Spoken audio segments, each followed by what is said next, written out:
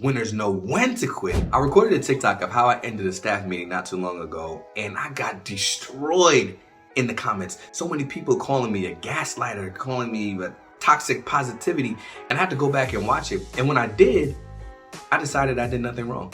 So here's the video, and here's my stance. With this, all right? I was talking to the custodian earlier today. I ran into her and I just asked her how she was doing, and she said that she was tired because she's been working out and going to the gym. And I was like, well, at least you're dedicated and you keep going. And she's like, yeah, I have to. I care about my health. And I was like, true. She said, sometimes my knee be acting up on me, but just because it's bothering me doesn't mean I'm gonna let it beat me. And I said, hold up, you just dropped the gem right there. Hold up. Just because it bothers me doesn't mean I'm gonna let it beat me. I'm gonna leave y'all with that today. Listen, if you care about the things that we're doing, if you care about student growth and achievement, and you care about showing up, if your mission, vision is still the same and you're still passionate about this work, there are going to be things that bother you. Every day there are going to be things that bother you, but you can't let them beat you. You can't let it beat you down. You're stronger than you think that you are. Don't let it defeat you. You have to continue to drive and continue to push, and I'm going to be here with you every step of the way. All right, so if you have questions, stick around. If not, see you in the morning. Here's why I'm not changing my positioning. Teaching is hard. Period. Teaching is hard. Teaching has always been hard. And I'm not insensitive to the fact that things have changed over the last couple of years, especially after the pandemic. And I will say that teaching is harder. I will say that 100%. I'm on the same team. Teaching is harder than it's ever been. But teaching has always been hard, and teaching has never always been for everybody. One of the biggest reasons why people are unsuccessful when they start teaching is because what they thought is not what was actually true. Basically, it's unmet expectations. But that was happening before the pandemic. Sometimes people anticipated that I can just come in, show up, and teach. And in some places you could. In some places that was reality.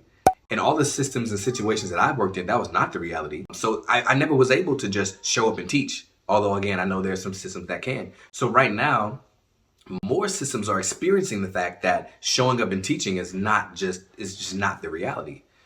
So I'm not insensitive to the fact that it is harder than it's been. But I'm not gaslighting.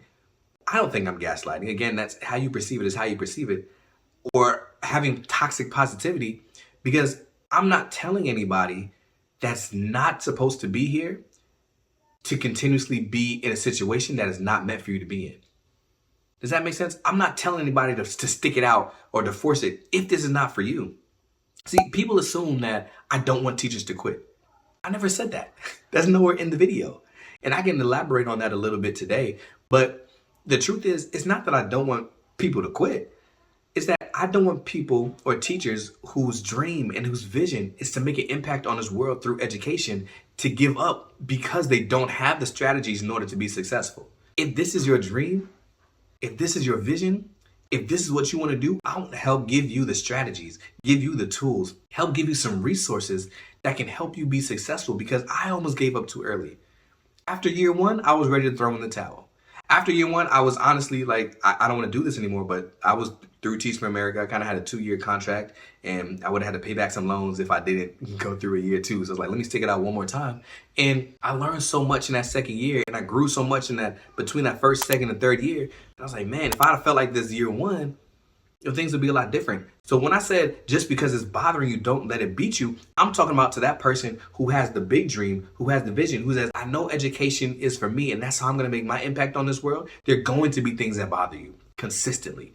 There are going to be things that get on your nerves every single day, but just because it bothers you, don't let it beat you. Remember your why, remember why you started, and recognize that you are stronger than you think that you are. But that's not the message for everybody, because education is not for everybody. Somebody came into this thing and they're seeing the amount of work that's being put into it, and they're looking at everything that has to be done. They're seeing the disrespect from students, from parents, from families. They're looking at the wages that were being paid and saying, it's not worth all this. And when they're thinking about the dream that they have for their lives, education is not the only way to impact the future. It's not the only way to make a difference in a child's life. And for somebody who's realizing that this may not be the way for me, I'm not trying to retain you as a teacher. I'm trying to help you live your best life as well. If you know anything about me, my goal is to make sure that people are living the life that they choose and not the life they're forced to settle for. That doesn't limit it to students. right? What kind of message would I be sending if when I talk to students, I'm like, when you grow up, I want you to live the life that you choose, not the life you're forced to settle for. But then when I'm talking to teachers, I'm like, no, settle for teaching. My message is the same to you. I want you to live the life that you choose, not the life that you're forced to settle for. And if you're settling for a career in education, then that's not where I want you to be. Because I want you to be flourishing where you were meant to be on this earth and making the difference that you were meant to make and having the impact that you were meant to have. The book that I want you to look at, to skim, to listen to is The Dip by Seth Godin. And I read this book about 2 years ago, and it really helped me through a time when I was trying to think about, is this thing even for me? We can talk more about it, but I'm going to link that book in the description below. But if you're like me and you like to read books or listen to books via Audible, I'm also going to link in a free trial Audible subscription for you if you don't have it. Full transparency, I will get a little commission if you use my link to sign up, but it won't cost you anything more. But check it out, and you can download the book The Dip or buy the book The Dip on Audible and kind of just listen to it. It's a quick read, quick listen. It's really easy, but he has some powerful points. And a couple of them I want to bring up today. One of the things that he mentioned is that the motto, winners never quit, is not necessarily a model that we want to live by. And I feel like that's why a lot of people are afraid or don't want to quit or leave where they are, because of the connotation that comes with it, especially in education. If I quit, or if I quit mid-year, it means I'm quitting on my students. I'm giving up on them, and I don't care about that. That's the connotation that comes with it, and that's not necessarily the truth. So when I'm talking about winners never quit, that's a model that's adopted by like Blockbuster. Blockbuster says winners never quit because even though they're seeing sales decline, even though they're seeing that people are transitioning to streaming services, even though they're seeing that people aren't really coming into the store to get movies anymore, I'm not quitting. I'm not going to quit. I'm going to stay 10 toes down on what it is I'm doing. Okay, Blockbuster, that's why you shut down, because when you have the thought process that winners never quit, that's a strategy for failure. But if you have the thought process like Netflix or like Amazon that says winners know when to quit, that's different.